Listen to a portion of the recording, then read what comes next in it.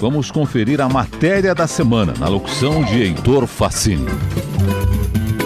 Observatório do Esporte. Confira a reportagem da semana. Um tema em debate. O MMA é a sigla que significa Artes Marciais Mistas, em português. É um modelo de esporte que se utiliza de diversas modalidades de luta. Entre as características presentes nessa expansão está a sua proximidade com empresas que fazem os eventos. Pioneira no mercado, a UFC tem se destacado como a maior representante desse esporte. Entretanto, esse modelo leva o esporte para alguns caminhos polêmicos. Um deles é o que se deu com o lutador brasileiro Anderson Silva. O The Ultimate Fighter, conhecido também por TUF, é um reality show criado pela marca UFC. Escolhido para ser um dos treinadores do programa, Anderson Silva foi retirado e teve seu caso de doping utilizado na promoção do TUF.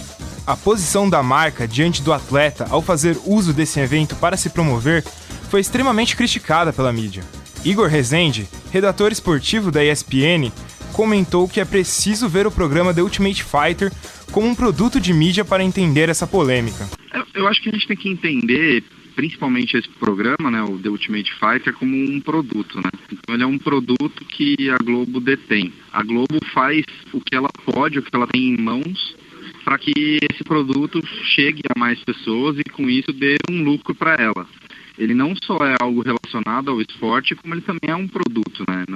Acho que a gente tem que pensar também por esse lado, pelo lado da Globo, pelo lado do produto em si, que é o programa, não só pelo lado esportivo da coisa. Tem essas duas coisas, né? Já Márcio Vale, colunista do site Primeiro Round, acredita que além do esporte, os atletas também são vistos como um produto. Eu acho que como a UFC é uma empresa privada, né? Ele vai tentar vender os seus produtos, que na verdade os lutadores são como se fosse um produto que eles têm que tentar vender. Um exemplo disso, por exemplo, José Aldo, que até pouco tempo atrás não vendia por ser um cara mais quietão, mais na dele. Eu acho que quanto mais o atleta se expor na mídia, mais vai ser bom pro evento. Fábio de Lima Alvarez é jornalista formado pela Unesp e membro do Grupo de Estudos em Comunicação Esportiva e Futebol. Ele produziu seu mestrado analisando a construção midiática do MMA no país e comentou que isso não é apenas algo da empresa UFC, como também um fator ligado a como vemos esses atletas. Todas as grandes figuras midiáticas, as grandes figuras proeminentes, eles são muitas vezes julgados por uma dupla natureza, né? Eles são colocados primeiramente num aspecto sobre-humano, né? Eles são vistos muitas vezes como figuras, assim, pensando nos atletas, figuras quase míticas, né? Que atingem um patamar que a maioria dos seres humanos não atinge, consegue realizar um feito inaugural, algo diferente, e por outro lado também eles são seres humanos, né? Então a mídia sabe trabalhar muito bem essas duas esferas, né? Então às vezes ela vai vender essa figura como um grande ídolo, um grande herói, e muitas vezes ela vai vender o seu lado humano, então vai mostrar os seus erros, as suas falhas, e tudo isso para manter viva essa figura que traz tanto lucro para a mídia, né, e por aí vai. Entretanto, o caso explicado não está ligado apenas a uma simples polêmica. O caso de doping do atleta Anderson Silva destaca também na mídia esportiva problemas que poderiam questionar a integridade do UFC. Apesar de concordar que o doping nunca é positivo, o redator da ESPN, Igor Rezende, acredita que o uso desse caso é positivo para a audiência. O doping, na verdade, ele nunca é ponto positivo para nada, né? Mas, nesse caso, especificamente, ele acaba sendo um chamariz maior, né? Para aumentar a audiência se usa isso.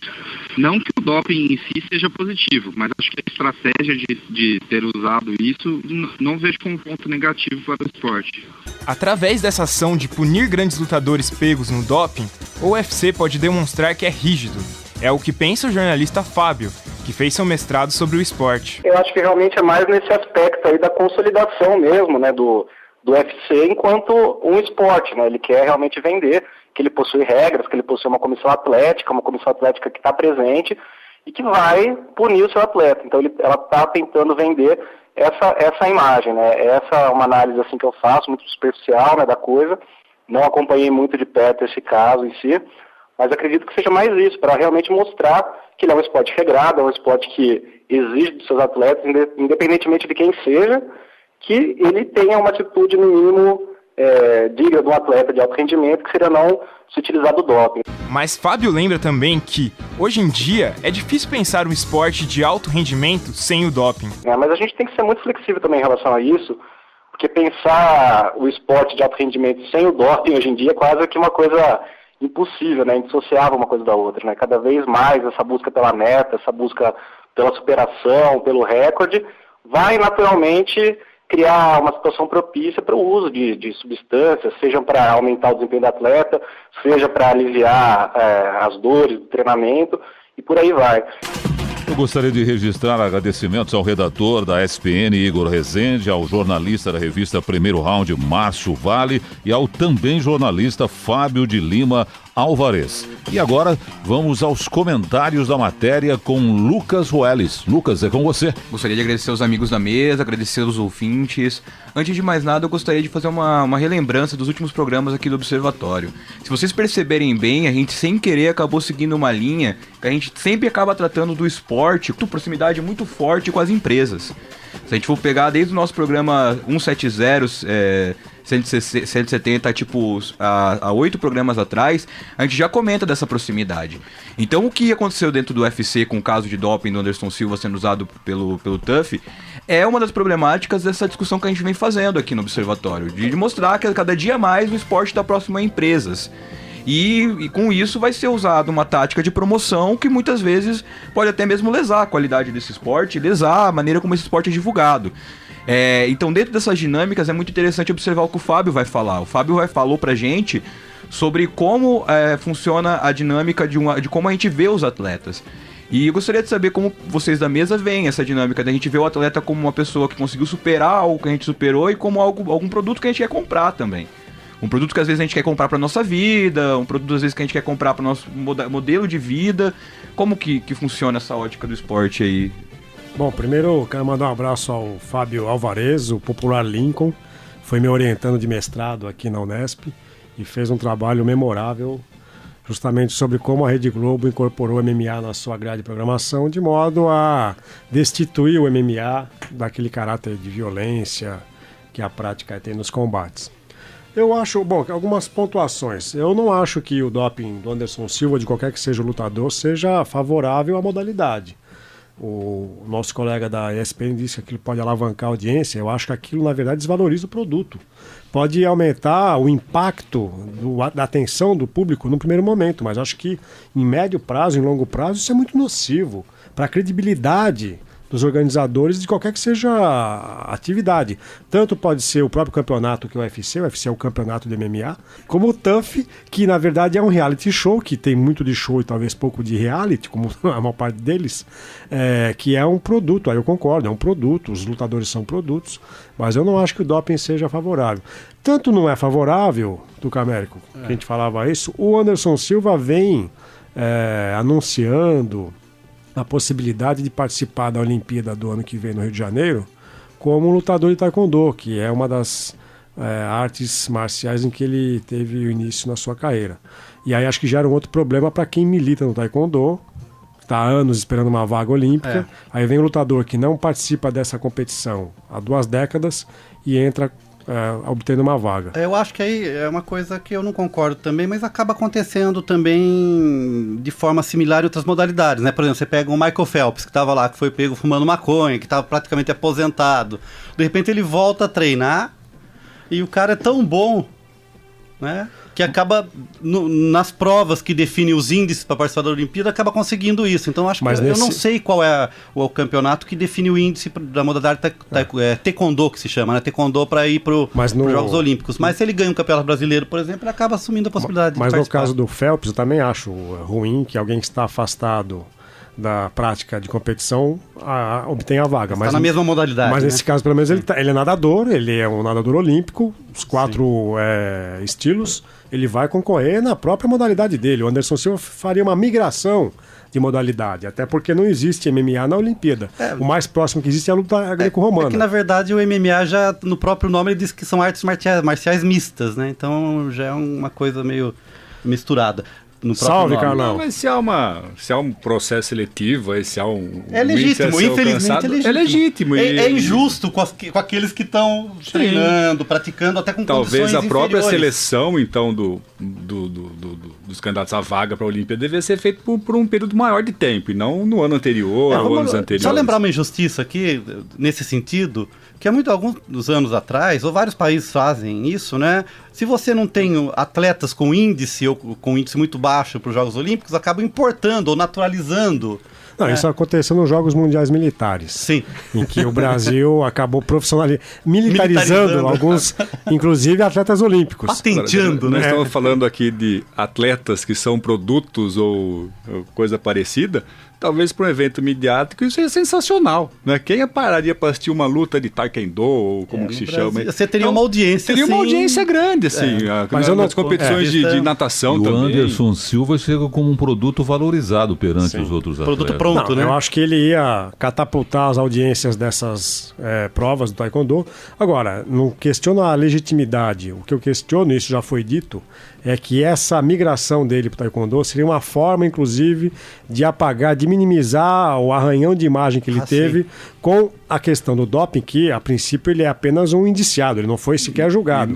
E outra coisa que estranha é porque tanto tempo... A demora, né? A demora para que haja, de fato, uma pena ou não, uma absolvição, nesse caso. E uma manobra, né, Zeca? Porque ele foi punido por uma agência, né, que é a organização aí do MMA, sei lá como que chama, e isso aí não tem a ver com a tal da WADA, que é a agência internacional. Sim, exatamente. Então ele está driblando aí talvez dispositivo legal, legalmente, né? Mas não moralmente a Só punição o nosso que ele recebeu. convidado aí, Zeca, talvez ele tenha confundido ou se expressou mal ao falar que a modalidade ganha divulgação com esse caso do doping, especificamente no caso do Anderson Silva, ao se referir ao programa da Globo, que fez chamadas comerciais se referindo à polêmica, né? Aí eu acho que a polêmica negativa, no caso do reality show, alavanca a audiência do programa, mas também não sei até que ponto também para o Anderson Silva é bom levantar essa polêmica para a figura pessoal dele, né? O que eu gostaria assim até de discordar do Zeca nesse sentido desse caso de doping, a maneira como ele foi usado pelo TURF não ter sido positiva, vai de encontro também ao que o Fábio vai dizer dentro da tese dele. O Fábio vai dizer dentro da tese dele que para se divulgar, o MMA tem que se humanizar. O reality show TURF, ele funciona no caráter de humanização do esporte. É o que o Márcio vai falar na entrevista, acabei não colocando. Então aquele herói teve essa fraqueza. E com essa humanização, o TURF também humaniza porque demonstra a maneira como esses personagens vão trabalhar, vão se formar e vão ter a oportunidade, de onde eles vêm. Então, ao você divulgar o TURF e você divulgar ele utilizando do doping, você acaba gerando, de certa forma, uma reação em cadeia. Você divulga o TURF e você divulga o esporte. Então, o que a gente tem que lembrar é que o TURF também tem uma importância pro UFC dentro dessa humanização. Então, eu acho que foi nesse sentido que vai a fala do Igor. Dentro do projeto mercadológico também. Dentro do projeto mercadológico deles, eu acho que é nesse sentido que vai a fala do Igor. Não Lucas, que ele se engane. O trabalho do Fábio Alvarez foi justamente mostrar como que a Rede Globo humanizava os lutadores de MMA no sentido de poder distribuir essa modalidade ao longo da programação da emissora. O que eu questiono é que, para mim, o doping em nenhum momento é positivo para nada, nem para humanizar o atleta. Não é? Eu acho que o doping é um risco de difícil reparação. É que nem você tem um carro, você sofre um risco ali eventual de alguma raspada de um outro carro ou de alguém, você vai à funilaria e consegue consertar. A questão do doping também é uma trombada, aquilo lá tem que ter troca de peça, então não é simplesmente humanizar, porque eu fui pego com doping, desculpa, não tive intenção, eu não sabia que estava ingerindo uma substância proibida. E o caso do Anderson Silva, aí acho que houve um problema de gestão da própria imagem dele, que envolve o UFC, é que isso não está explicado, ele nega, mas todas as evidências apontam para um uso de substâncias dopantes em função da luta que ele teve, né?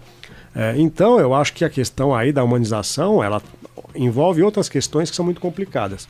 E o Fábio Alvarez, quando fez a sua dissertação de mestrado, na verdade ele avaliou o momento do MMA no Brasil, que não é um momento que existe mais. Quando ele começou a pesquisa, o Brasil tinha 4 campeões mundiais, o Anderson Silva um deles, o Zé Aldo, agora me falha a lembrança dos outros dois, né? Aquele que iniciou no Karatê, Tuca Américo. O Cigano era campeão nesse momento. O Cigano, e me falta agora o nome que Eu não lembro agora. O Lyoto? Lyoto Machida, exatamente. Machida, então a gente tinha 4 campeões mundiais, não havia transmissões em TV aberta, a Rede TV começou a fazer isso, depois a Globo adquiriu os direitos. Só que hoje nós temos apenas um campeão, que é o Zé Aldo. A gente viu o sumiço do MMA ao longo da programação da Globo, porque o MMA aparecia em novelas, em minisséries, em programas de auditório, Faustão, Serginho Groisman, Talk Show, Jô Soares.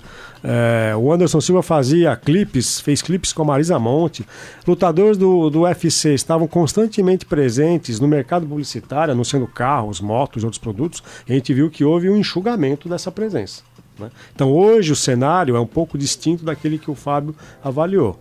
E mais uma vez, eu acho que o doping ele é nocivo, não só para a questão do MMA, mas para qualquer modalidade esportiva. Veja o caso da Mauro Imagem. A Imagem teve um problema ligado ao doping, ela nega o uso de substâncias, conseguiu dar a volta por cima, foi medalhista. Mas a imagem dela, inclusive como figura com presença para anunciar produtos, fica arriscada, né? Então são poucos os casos em que os atletas conseguiram dar a volta, a não ser numa comunhão de interesses do mercado publicitário, dos dirigentes esportivos. Exemplo, César Cielo. César Cielo teve uma denúncia grave, não foi provada, ou foi desprovada, Carlão. E ele continua como... Agora, vejam como continuamente o César Cielo tem sido contestado por nadadores, não é pela imprensa ou por nós da academia, lutadores que dizem que o César Cielo, quando conquistou os índices dele, não estava limpo. Então eu acho que o doping é uma coisa extremamente complicada, é ruim julgar antes que haja uma definição, né, em que o atleta possa se defender a exaustão, mas eu não consigo ver o doping como algo positivo em nenhum momento. E é uma coisa também muito polêmica, né? Provar, tem o lado do atleta que quer provar ao contrário. Então fica aquela polêmica e o grande público acaba não entendendo muito bem se o atleta é inocente ou não.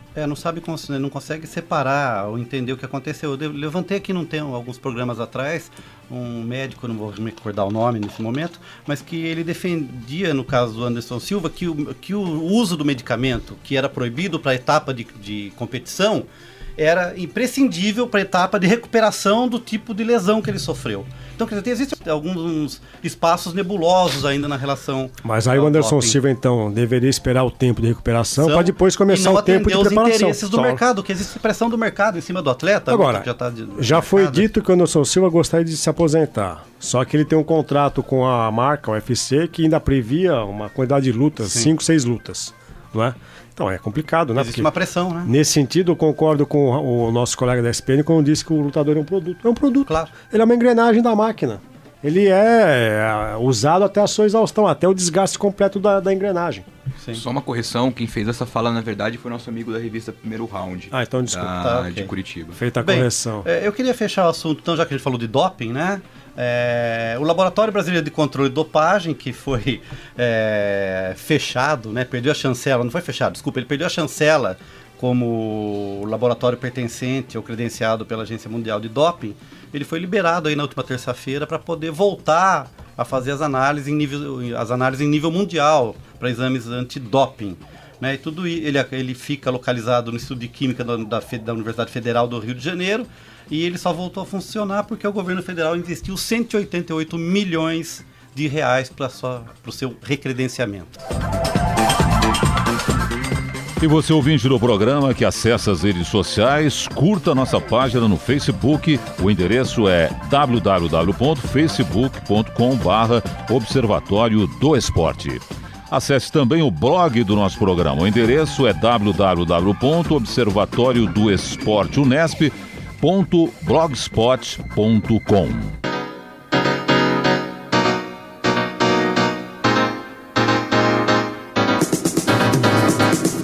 E o Observatório do Esporte chega ao seu final. Locução de Pedro Norberto, comentários de Tuca Américo e Zeca Marques e também o Carlo Napolitano. Está presente, voltou a formar o nosso time aqui do Observatório do Esporte. Equipe de reportagem: André Magalhães, Lucas Welles, Heitor Facini e Thiago Pavini. Direção de Fábio Fleury, produção técnica de Paulo Pepa Carvalho. O Observatório do Esporte é um projeto de extensão universitária financiado pela PROEX, a Pró-Reitoria de Extensão da Unesp.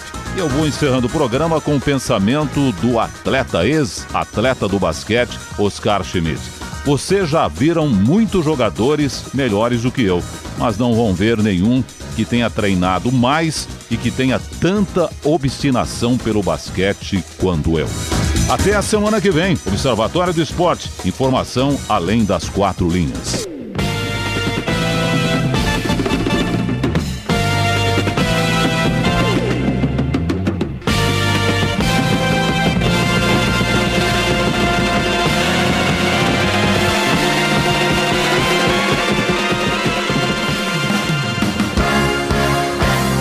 A Unesp FM apresentou Observatório do Esporte, o programa que dá bola a todas as modalidades esportivas.